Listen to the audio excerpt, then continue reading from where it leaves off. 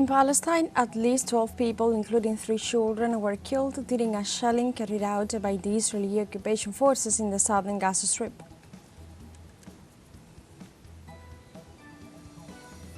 In Venezuela, the Attorney General's office has issued an arrest warrant against former right-wing candidate Edmundo Gonzalez and $100,000 reward for any information leading to his arrest. And in Vietnam, local authorities reported about 51 traffic accidents nationwide on the first day of the new year 2025.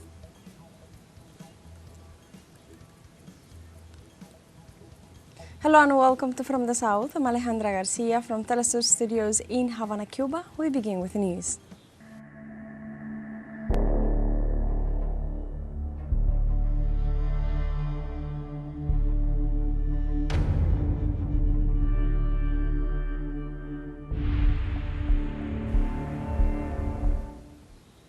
In Palestine, at least 12 people, including 3 children, were killed during a shelling carried out by the Israeli occupation forces in the southern Gaza Strip. According to local media, this new attack targeted tens of displaced people located in the so-called humanitarian zone of Al-Mawasi, leaving also 15 people injured.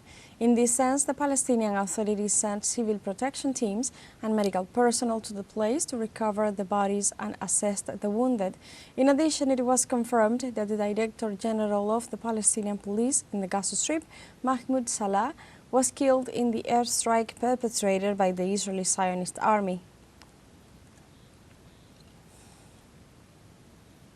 The Palestinian Central Bureau of Statistics estimates that Gaza's population has decreased by about 6% since the start of the Israel's genocide. The decline of about 160,000 people puts the enclave's current population at 2.1 million. The figures include Gaza's Health Ministry statistics, which confirm more than 45,000 dead, as well as 10,000 others missing. The Bureau also estimates that around 100,000 Palestinians fled from Gaza at various points since the beginning of the attacks. The Israeli government says the numbers are fabricated, but they match estimates released by the United Nations Humanitarian Affairs Office. The U.S. government has given Israel more than $22 billion in military aid since the beginning of the Zionist siege on Gaza on October 7, 2023. The information was provided Thursday by the Daily Israel Hayom, which said Washington's aid to Israel had increased 5 times since the beginning of the Zionist genocide in Gaza. The Daily detailed that the White House have supplied Israel with a variety of cutting-edge military hardware, such as heavy transport and attack helicopters, guided precision bombs, and Iron Dome defense system missiles. The U.S. military and financial aid to Tel Aviv has played a key role in the destruction inflicted by the Israeli army on Gaza and in the resulting thousands of dead and missing in the area since October 7, 2023.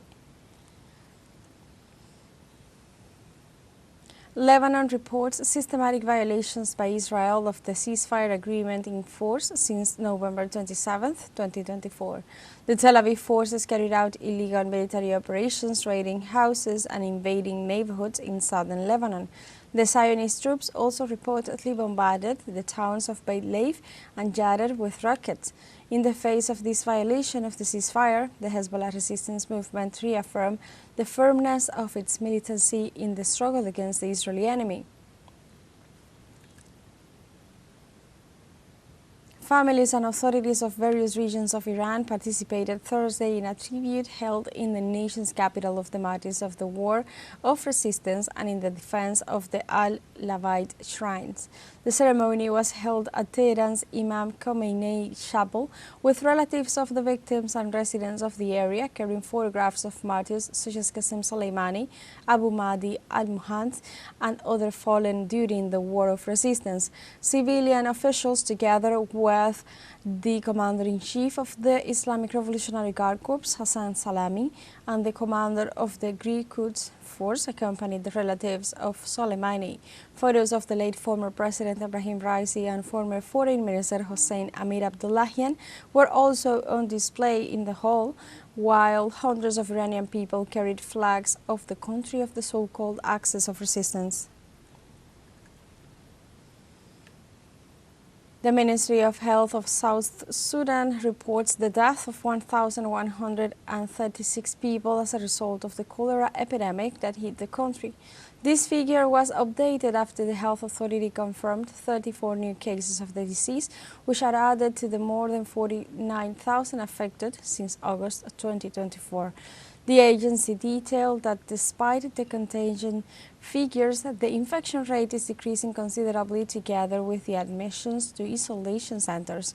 Since December 30, 2024, the African nation has received at least 1.1 million vaccines to combat the disease, which coincides with the humanitarian crisis resulting from the armed conflict that began in April 2023. And now we have a short break coming up, but first remember you can join us on TikTok at teleSUR English, where you'll find news in different formats, news updates and more. We'll be right back, stay with us.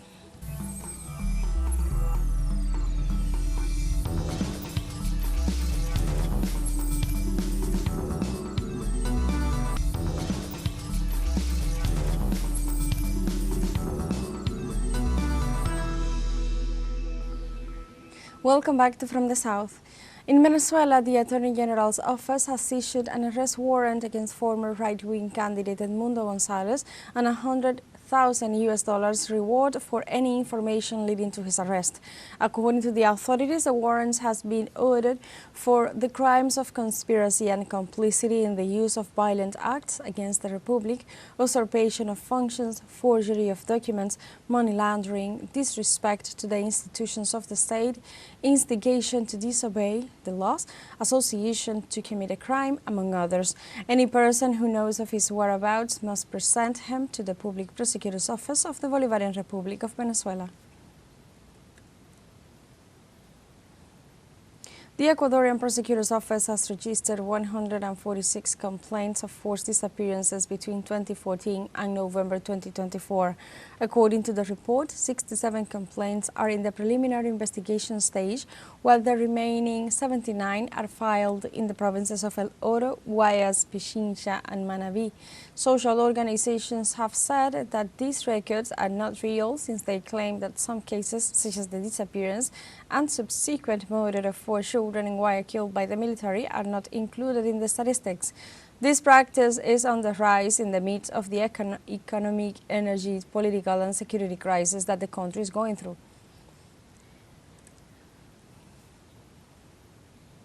The government of Mexico reiterates that it will not accept foreign interference in the fight against drug trafficking and the production of fentanyl in the country. Mexican President Claudia Sheinbaum assured that her government is acting against the production of fentanyl and is also defending the right to information. The president's statements comes after an article in the New York Times said that fentanyl was being produced in a laboratory located in the Mexican state of Sinaloa.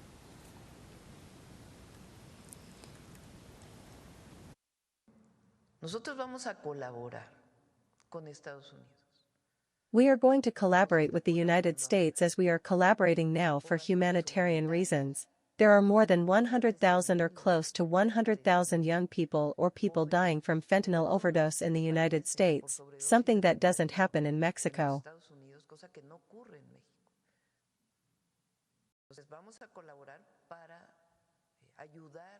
So we are going to collaborate to help as much as we can in this health crisis they are having in the United States. And our vision is that it is not only the arrest of those who dedicate themselves to this,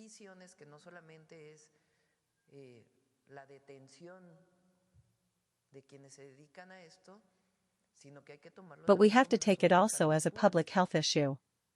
But, in Mexico, we don't accept interference, we collaborate but we don't subordinate ourselves. And that is how it is going to be. Y así va a ser. In the U.S., details have begun to emerge about the man killed in the Tesla Cybertruck explosion outside the Trump International Hotel in Las Vegas on New Year's Day. Authorities say the man shot himself in the head before the explosion and likely planned to cause more damage, but the explosive was rudimentary and the steel-sided vehicle absorbed much of the force. The man, identified as Matthew Livelsberger, was an active-duty U.S. Army soldier who was on approved leave when he died. He was a highly decorated Green Beret who had served in various roles with the U.S. military since 2006, with a stint in Afghanistan, Ukraine, and Tajikistan, among other locations. We also discovered through the coroner's office that the individual had sustained a gunshot wound to the head prior to the detonation of the vehicle. One of the handguns was found at his feet inside of the vehicle. But I would like to highlight a couple of things that the teams found inside of the Cybertruck that are useful to the investigation. And that, first and foremost, is a military identification. We also found a passport. We found a Desert Eagle 50 caliber semi-automatic pistol.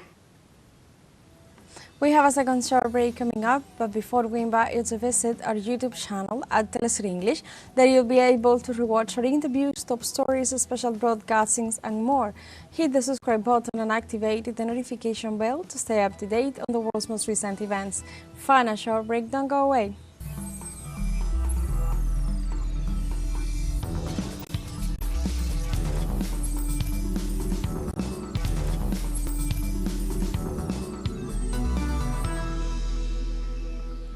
Welcome back to From the South.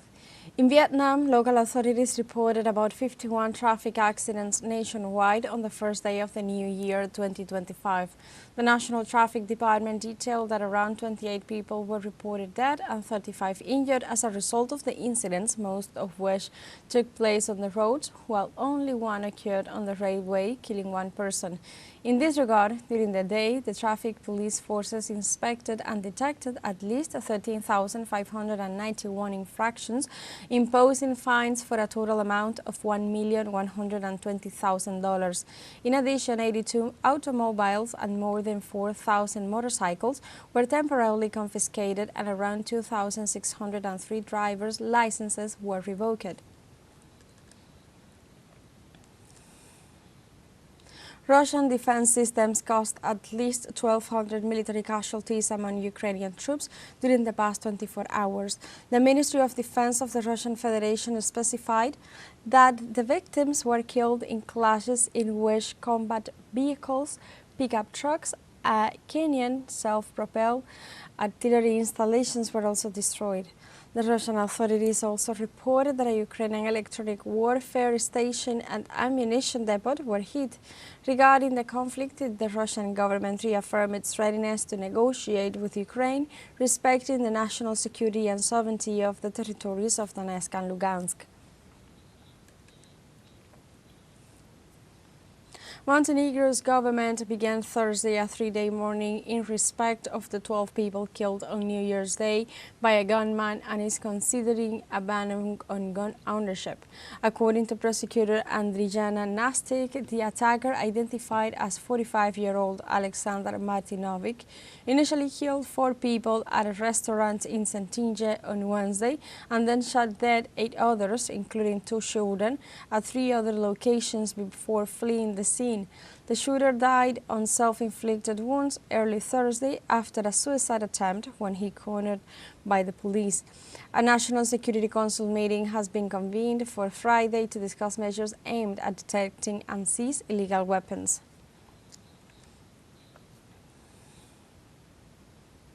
More than 360 migrants arrived illegally in Spain from Africa on the first day of 2025.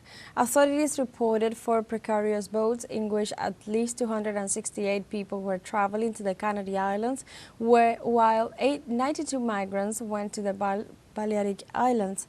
In this context, authorities pointed out that among the migrants there were 2 dead. One of them was 15 years old. They also indicated that during the year 2024, more than 46,000 people arrived illegally to these archipelagos located in the Atlantic Ocean. As of January 1st, Ghana is allowing visa-free entry to citizens from all African countries in a move aimed at building stronger ties among the continent. The measure comes after President Nana Akufo-Addo pledged to make it a reality early in the year during the 2024 Africa Prosperity Dialogues, effectively approving the action later in December. The new approach is expected to increase tourism, trade and travel to the West African country, as analysts have previously pointed to visa restrictions as an obstacle to these sectors. With the move, Ghana then becomes the fifth nation on the continent to allow the entry of all African passport holders after Rwanda, the Seychelles, the Gambia and Benin. And we have come to the end of this news brief, but you can find these and many other stories on our website at telesurenglish.net and join us on social media. We are on Facebook, X, Instagram, Telegram and TikTok as well. For Telesur English, I'm Alejandra Garcia. Thank you for watching.